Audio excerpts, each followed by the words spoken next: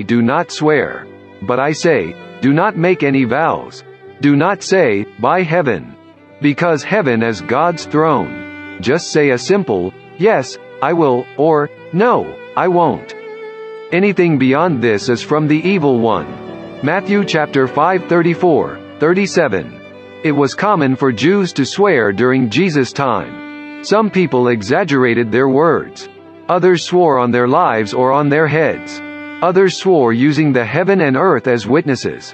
Others even swore that if what they were saying was false, God could destroy them from earth.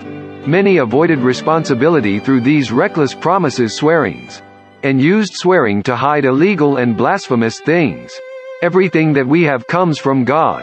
There is nothing of us that isn't from God, and nothing that we have that wasn't bought with Christ's blood. Everything we own was given to us by God, through the cross and Christ's sacrifice. Therefore, we cannot act like we have the power or authority to swear to validate our words.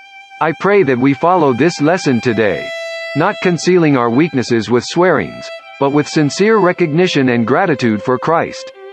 Loving God, please help us to recognize and be grateful for your grace and blessings. In your name we pray, Amen.